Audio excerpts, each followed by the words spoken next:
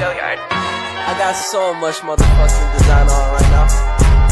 Break it down, bring it back, make it clap. I got 3 old thoughts, new guap, where that damn bitches on my line, and you know.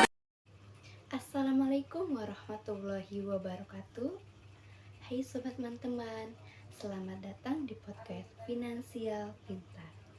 Tempat kita membahas segala sesuatu tentang mengelola uang dan memahami dunia pembiayaan secara lebih mendalam, termasuk konsep-konsep seperti penetapan margin dan bagi hasil. Saya Rizky Nurjayanti dari Perbankan Syariah 3E dengan NIM 2382110176 akan menjadi teman diskusi kalian di episode kali ini. Banyak dari kita mungkin sudah mendengar istilah-istilah seperti margin dan bagi hasil. Tetapi masih bingung bagaimana kedua hal ini bekerja dalam konteks pembiayaan dan manajemen dana. Nah, disinilah tempat untuk mengupas tuntas konsep-konsep tersebut dengan cara yang paling sederhana. Mari kita mulai obrolan menarik ini tentang dunia manajemen dana dan pembiayaan. Kita akan membahas tentang penetapan margin dan bagi hasil pembiayaan. Yang pertama, ada perspektif menurut hukum ekonomi syariah terhadap penetapan margin keuntungan dalam pembiayaan murabahah. Dalam skema ini, pembiayaan murabahah di bank syariah yaitu bank harus transparan dengan nasabah mengenai harga pokok barang dan biaya terkait, serta margin keuntungan yang akan diterima sesuai dengan Fatwa nomor 4 MUI tahun 2000. Bank harus menjelaskan semua aspek pembelian, termasuk jika pembelian dilakukan secara utang, urbun, atau uang di muka.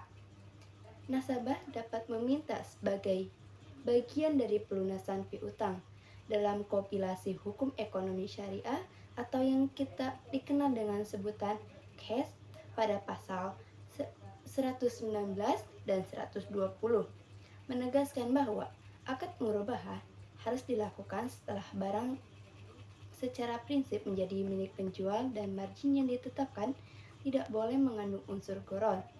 Unsur gharar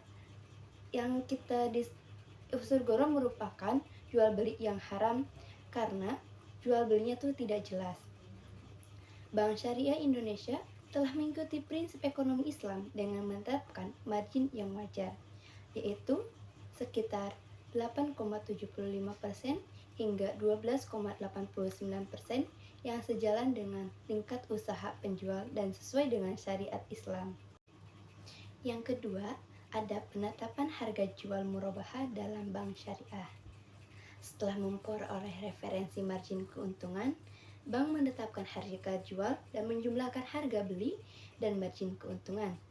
Menentukan harga merupakan bagian penting dari kegiatan pemasaran dan dapat dilakukan dengan dua pendekatan. Yang pertama, ada pendekatan target return, yaitu penetapan harga didasarkan pada target return yang diinginkan seperti tingkat return on investment atau disingkat dengan ROI. Yang kedua, ada perspective value, yaitu penetapan harga tidak hanya berdasarkan biaya produksi tetapi juga mempertimbangkan variabel non-harga yang dinilai memberikan nilai tambah bagi konsumen. Dari dua pendekatan tersebut mencerminkan fleksibilitas dalam penentuan harga yang dapat disesuaikan dengan tujuan dan strategi perusahaan atau bank. Yang ketiga, kita akan membahas tentang analisis penetapan margin pada pembiayaan murabahah dan nisab bagi hasil pembiayaan murabahah.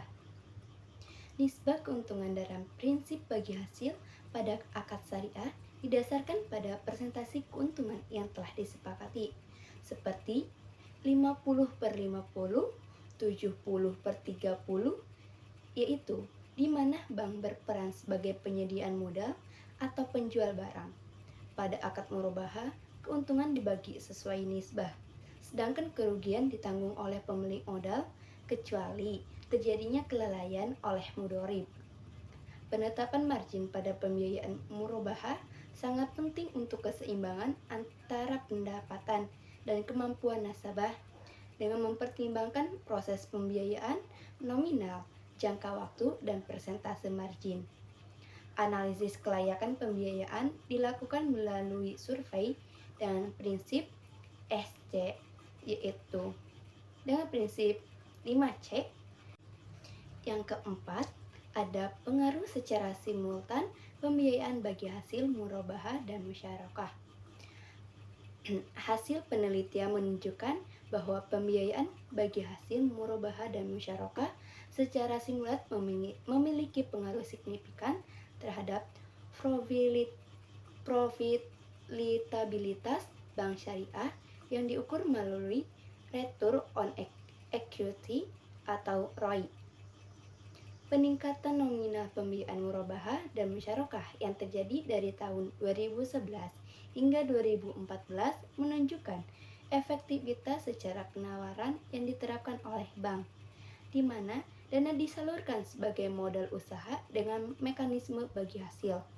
Sistem ini tidak hanya membagi kerugian antara bank dan nasabah, tetapi juga membagi keuntungan sesuai dengan kesepakatan, menjadikannya sebagai pilihan menarik bagi nasabah. Analisis lebih lanjut melalui uji simulat menunjukkan bahwa nilai F dihitung sebesar 6.325 melebihi nilai F tabel 3.805 dengan nilai F signifikan yang kurang dari 0,05 mengidentifikasikan bahwa hipotesis penelitian ini dapat diterima.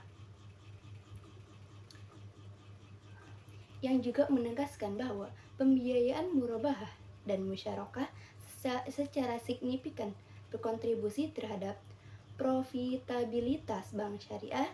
Dengan demikian, semakin tinggi pembiayaan yang disalurkan, semakin besar pula profit yang didapat oleh bank, yang menciptakan sinergi positif antara bank dan nasabah dalam pengembangan usaha.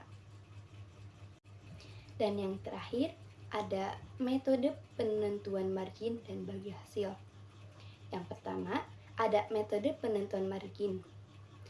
Dalam perbankan syariah, mengacu pada prinsip-prinsip yang ditetapkan oleh tim ALCO Bank Syariah.